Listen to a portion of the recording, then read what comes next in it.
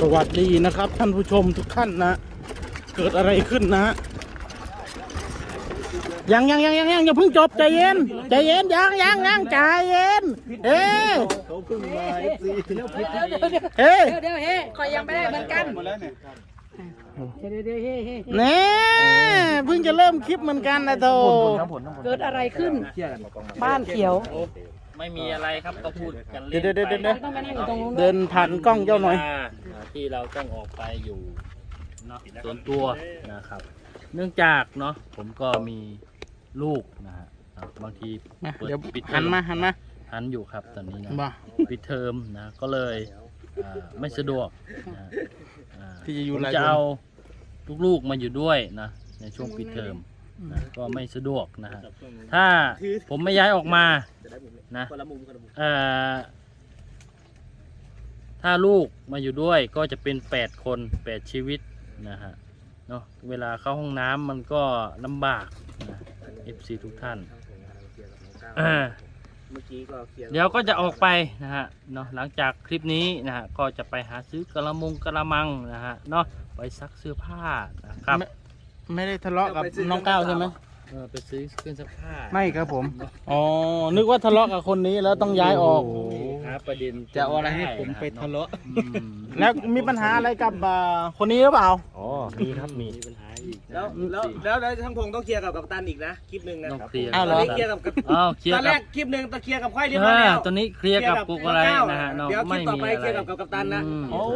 ก็จะพูดคำเดิมนะฮะ คนที่ย้ายเนี่ยต้อง โอ้ เค โห ลียร์ เคลียร์ทุกคนนะฮะ ต้องเคลียร์ ทุกท่าน ตอนนี้ ตอนนี้เป็นส่วนของผมเคลียร์นะฮะเนาะแล้วทีนี้ถ้าผมเคลียร์เสร็จทุกคนก็จะเอาเป็นแม่มาต่อยเคลียร์วันนี้คลิปเยอะแน่น คลิป อน บ้านเขียวทั้ง คลิป วัน บ้านเขียวนะ เคลียร์ทั้งวัน ในโพธิก็ไม่ยอมนะครับเนาะไม่ยอมพลาดโอกาส ใช่โอกาสทองมา ที่จะ แล้ มาว สร้างประเด็นดราม่าให้กับเขาอีก สอบถามหน่อย แต่ผมคิดว่า ว่า มันต้องมีคนเอาไปเล่นแน่นอน ไม่เล่นแต่ถาม นี่แหละคนที่จะเอาไปเล่นนะครับเนาะบ้านเขียวแตกคอกัน นี่คือคนที่ใส่หมวกนะ บ้านเขียวแตกแล้ว นะ เดี๋ยวตอนโมก่อน นี่ครับเสื้อสีน้ำเงินนี่แหละครับฮะ หลายคนเหรอ เฮ้ย ที่ช่างพงออกจากบ้านเขียวเพราะสาเหตุนี้ โอ้เนาะแก้มเอ้ยแก้มก้นนะพี่น้องอ่ะในโพธิจะถาม ผมอยากจะถามว่า ครับผม คุณได้บ้านหลังใหม่หรือยังครับ ก็เอา ไม่ได้ดูคลิปเราเหรอ ฮะ โอ้โหตกเลย ผมไม่ได้ดู เข้าไปดู อธิบายหน่อย เนาะ เดือนละเท่าไหร่ นายโพธิก็มาคล้องใจ เห็นแล้วบ้านอยู่แถวๆหมู่บ้านนั่นแหละ ครับ ครับผมหมู่บ้านจัดสรรนั่นแหละ ครับผมเนาะ อ่ะ อ่า แล้ว ครับ คุณจ่ายหรือยังครับค่าบ้าน เอาจ่ายแล้ว จ่ายแล้ว จ่ายแล้ว ตกลงปรงใจเอาหลังนั้นที่ไปดูนั้นนะ ใช่ แล้วอยู่ได้ไหมมันหลังมันไม่ได้ใหญ่นะ ต้องอยู่กับลูกอีกตั้งหลายคนนะห้องก็ห้องเดียวอีก อยู่ได้ ฮะ หันมา อันไป ว่า บ้านตัวเองเอาหลังใหญ่ๆบ้านเช่าเราแค่พอกวาด เราไม่ได้ไปอยู่ตรงนั้นแบบถาวร โอ้ อ่า นี่แหละผมอยากให้อธิบาย นี่คือตรงที่เราจะมาอยู่แบบถาวรคือนาลุงพล อืม เราไปอยู่ชั่วคราวไม่รู้ว่าไม่แน่ อาจ ครั จะ บ อยู่แค่1 เดือนหรือ2 เดือน ชั่วคราว อ่า ช่วงลูกปิดเทอม อืม ครับผมได้คำตอบ ไม่ แล้ แน่ ว ผมไปอยู่ตรงนั้น1 เดือน ผมหาได้อีก อาจจะได้ใหญ่กว่านี้อีกก็ แน่กว่านี้ก็ ก็ ย้ายไป ข อีก ยายไปเรื่อยๆโอ้ ว่าสิมาใหญ่สุดเดือนใหญ่เองเด้อ หา ว่าใหญ่ซอยเด้อ จะย้าย ว่า ทุ ให ก ญ่ เดือน สุด เลยเหรอเดือนมาแล้วนะ จะย้ายทุกเดือนเลยเหรอ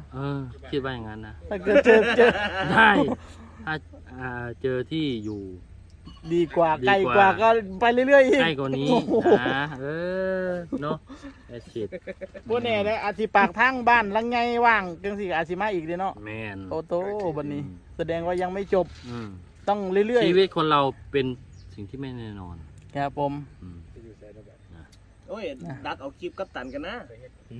ดัก นี่ยั เอา ง คลิปกับตันกันนะ คิดว่า ค ลิปว่า นี่คลิปคนนี้คลิปคนนี้คลิปคนนี้ อ๋อ เขาชอบเขาชอบส่ง เขาชอบส่ง ก็ไม่มีอะไรนะครับ เอาไง เนาะพี่น้อง FC ไม่ได้ยืดเวลาให้คนอื่น ก็ ได้ยืดก่อนนะ อ้าวคลิปนี้ผม ยัง อยาก ยัง จะถามน้องๆ แต่ทำไมผมเป็นคนอธิบายเองนะครับ ผมเหลือ ผ อี ม ก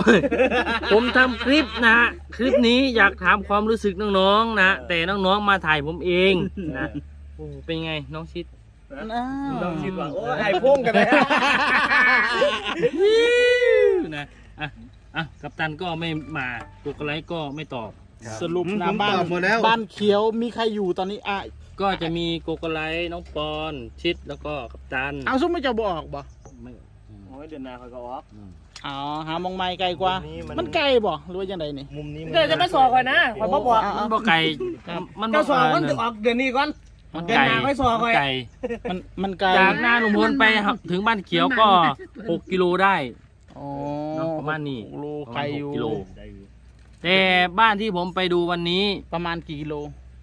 แค่ 2 กิโลเอง โอ้เหตุผลสมเหตุสมผลลดระยะทางไป น้ำหนักน่าจะไหลอยู่ ฮะ น้ำหนัก น้ำหนัก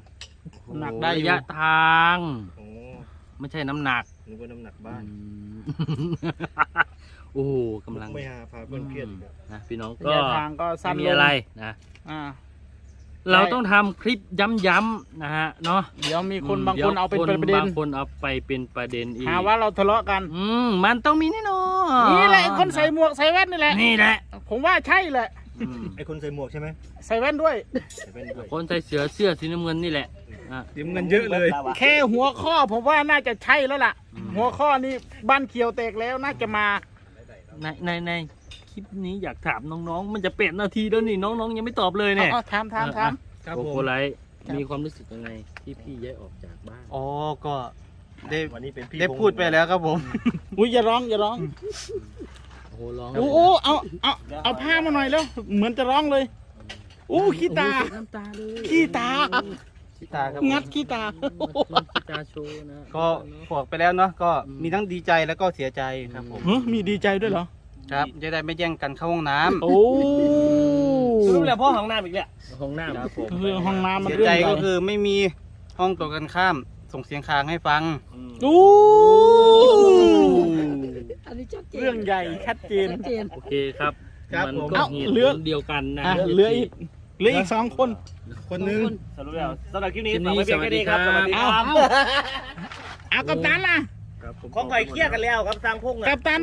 ดีใจมีความคิดยังไงบ้างเป็นยังไงความรู้สึก ผมก็ดีใจครับ ฮะ ดี เสียใจเหรอมีไหม ไม่มีครับ เอา ดีใจอย่างเดียว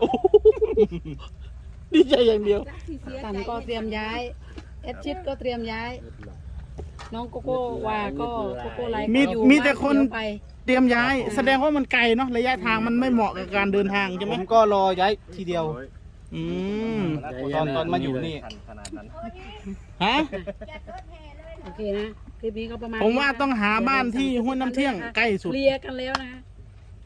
พรุ่งนี้เราต้องไปขึ้นบ้านใหม่ช่างผ ผม มเนี่ยลงคลิปเพียงแค่นี้นะคะ โอ้ สั่งซื้อมีกันด้วยนะ อันนอนคืนนี้เลยเหรอแม่นบอสางพงษ์ พรุ่งนี้ อ๋อพรุ่งนี้โอ้แสดงว่าพรุ่งนี้ต้องรถแห่แล้วล่ะขึ้นบ้านใหม่ มันมีแค่เสื้อผ้ากับที่นอนนะ รถแห่ ล้มหมูไหม ฮะลบหมูเลยเหรอ ลมสั่งบ่ หมูตัวน้อยๆเขาแขนเนี่ยบอ นะลมสั่งบ่ โอ้โหสร้างเลยอัด ลมสั่งลมเสือเนาะเนาะ คลิปนี้ก็เป็นคลิปร่วมแสดงความยินดีนะกับช่างพงเหมือนเดิม ครับผม ขึ้นบ้านใหม่ ว่า นะ นะ ก็ แล้ว อ่ะ ก็ ประมาณนี้เลย FC สงสัยนะครับประเด็น นะครับ บ้านเขียวทะเลาะกันยิ่งแตกขาดถึงกับต้องแยกย้ายกัน ครับผม ก็ตอบชัดเจนแล้วเนาะไม่มีการทะเลาะอะไรแต่อย่างใดนะครับ ผม เป็นการรอคิวเข้าห้องน้ำนาน ครับผม ปวดขี้ครับผม ปัญหาหลัก เขาปวดขี้ ๆ ปวดขี้แล้วไม่มีที่จะเข้า โอเค ครับ ฝากด้วยครับ TP Skin TP Coffee สั่งซื้อในนามกับตันดัมซิ่ง 0 9 2 7 9 4 7 5 2 6 สวัสดีครับ